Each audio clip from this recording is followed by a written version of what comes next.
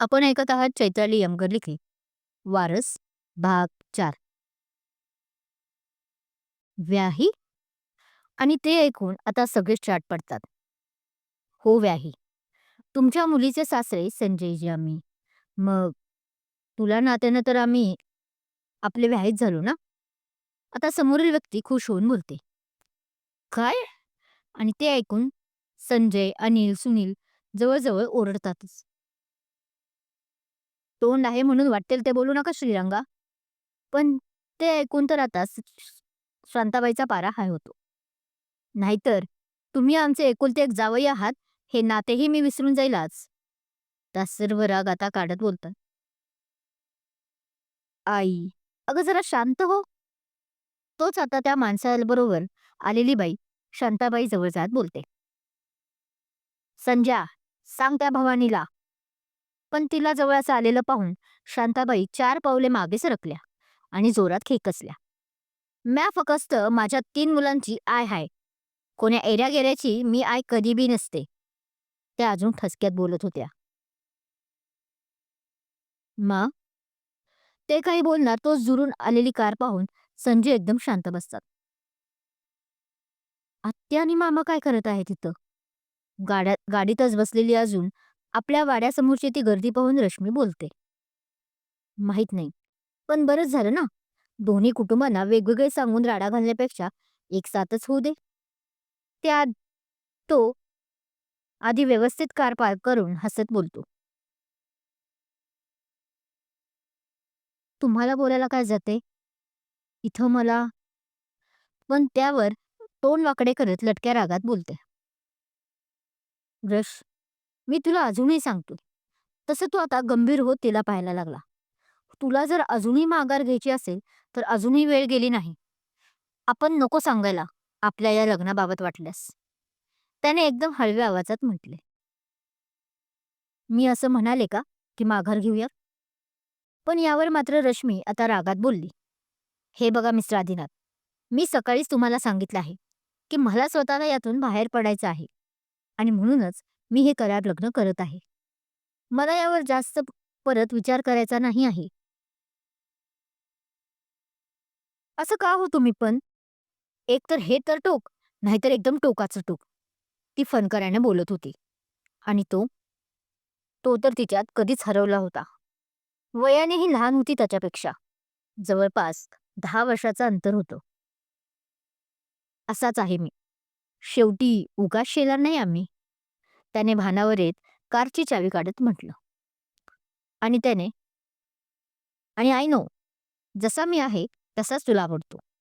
पुढे त्याने डोळा मारत म्हटले. आणि असं कोण म्हणालं तुम्हाला? तिने आपला एक हात कंबरेवर ठेवून एक भुवई उंचावत म्हटले. कोण कशाला म्हणायला पाहिजे? मला माहित आहे ना.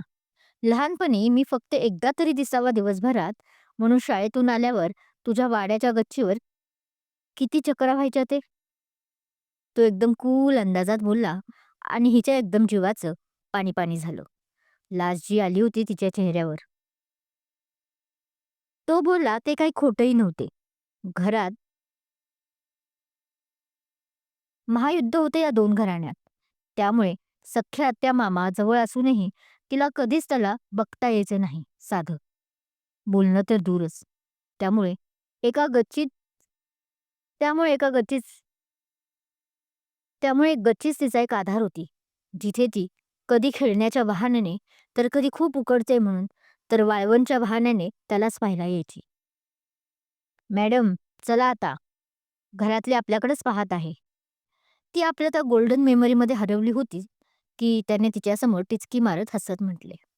आणि लगेच बाहेर पडून तिचा दरवाजाही ओपन करायला गेला. घरातले फक्त काय चालले हे पाहत होते. त्यांनी आप त्याने आपल्यासाठी दिलेला हा आदर पाहून तिला खूप छान वाटले. ती मनोमन खुश होते आणि लगेच त्याच्या हातात हात देऊन खाली उतरते. ती आपली नायिका रश्मी पवार कशी होती नक्की दिसायला? एकदम गोरीपान नव्हती, पण चेहऱ्यावर एक चकाकी होती. नाक जरा बचकं होतं, पण तिच्या त्या काळ्याभोर डोळ्यांपुढे कोणी जात नसल्याने ते इतकं काही दिसून येत नव्हतं. उंच शिडशिडीत बांधा, कपाळ छोटेसे ज्यावर अर्धचंद्रकोर टेकली, ही कायम होती. कारण छत्रपती शिवाजी महाराजांना मनापासून मानत होती.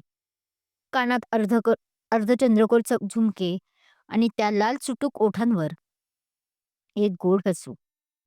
चालताना पाठीचा बाका कायम सरळ असायचा. आत्ताही त्याचा हात जरी तिने धरला होता, तरी तिच्या चालण्यात एक खानदानी आब होती. एक गुरमी ताठा होता. हिरवीगार साडी तिने आता नेसली होती. पदराचे शेवटचे टोक दुसऱ्या हातात धरून पवारवाड्यावर चालत येत होती. जणू लक्ष्मीचं दुसरं रूपच. आणि तो आपला नायक आदिनाथ शेलार. दिसायला भोळा साम, कपाळ रुंद आणि त्यावरही त्याने अर्धचंद्रकोर काढला होता. त्याची एक आठवण होती दोघांची, जी कळेलच पुढे. तोही महाराजांना फक्त मानत नव्हता, तर महाराजांचे सर्व गुण नसानसात भिनत होते त्याच्या. दिसायला कृष्णांप्रमाणे सावळाच, पण तरीही चेहऱ्यावर करारीपणा, जो एका राजकारणी घराण्याला शोभून दिसावा असा. तोही आता त्याच ऐटीत पवारवाड्यावर तिच्यासोबत चालला होता. तेही आज पहिल्यांदाच. पण चेहरा मात्र आज निर्विकार होता. मनात काय चालले ते कानोकान माहीत नव्हते. ओठांवर मात्र एक खट्याळ हसू होते. रामकृष्ण हरी. आज तर खुद्द आमच्या वाड्यावर लक्ष्मी नारायण उतरावे असा भास होतोय रंगा. त्या दोघांना असं जवळ येताना पाहून संजयजी एकदम भाऊक होत हात जोडून म्हणतात. अनिल आणि सुनीललाही तसाच काहीसा भास झाला होता. अनिलने सुनीलच्या खांद्यावर नकळत हात ठेवला, जसं सुनीलच्या चेहऱ्यावरही मंद मंद हसूच पसरले. हो ना संजय, मलाही असाच काहीसा भास होतोय. तसं आता श्रीरंग आणि त्याची बायको ही या नवीन जोडप्याला मंत्रमुग्ध होऊन पाहत होती. संजयचं बोलणं ऐकून श्रीरंगही त्याच नादात बोलून गेले. थांबा. ते जवळ येऊन शांताबाईच्या पाया पडणार तशा शांताबाई त्या दोघांवर खेकसल्या. काय मा, आज का थांबवत आहेस त्यांना? पण त्यांचं असं बोलणं ऐकून श्रीरंगाची पत्नी रागात म्हटल्या. तुमच्या प्रश्नांची उत्तरं द्यायला मी बांधील नाही. पण तरीही शांताबाई रागात बोलल्या. आणि तुझी हिंमतच कशी झाली इथे यायची? त्या आता एक जळजळीत कटाक्ष आपल्या नातीन रश्मीवर टाकत बोलतात. आत्तापर्यंत लक्षात आले असेलच, श्रीरंग आणि त्यांची पत्नी म्हणजेच मधुराताई ह्या पवार घरच्या कन्यारत्न होत्या. पण आईच्या विरोधात जाऊन लग्न केल्याने शांताबाई त्यांच्या आता दुश्मन होत्या. फक्त शांताबाईला हे लग्न अमान्य होते. पण त्या फाटाफुटीचं मूळ हे लग्न नव्हतंच. हे लग्न तर इतरांच्या संमतीने आणि खुशीखुशीने झाले होते. या दोन घरात फूट तर दुसऱ्याच कारणामुळे पडली होती आणि ज्याच्यामुळे हे झालं होतं तो मात्र या गोष्टीपासून अनभिज्ञ होता.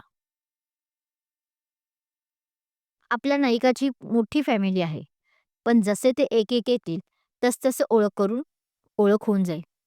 तोपर्यंत हा भाग कसा वाटला समीक्षा करून नक्की सांगा. पुढील भागाचे नोटिफिकेशन मिळवण्यासाठी आजच मला सबस्क्राईब करा, जेणेकरून तुम्हाला पुढील भागाचे अपडेट मिळत राहतील. कथा आवडल्यास लाईक करा, कमेंट करा आणि शेअर करायला विसरू नका. घटनेतील पात्र आणि घटना ह्या काल्पनिक आहेत. त्यांचा वास्तविक जीवनाशी कसलाही संबंध नाही. असं जर काही आढळल्यास तो निव्वळ योगायोग समजावा. धन्यवाद.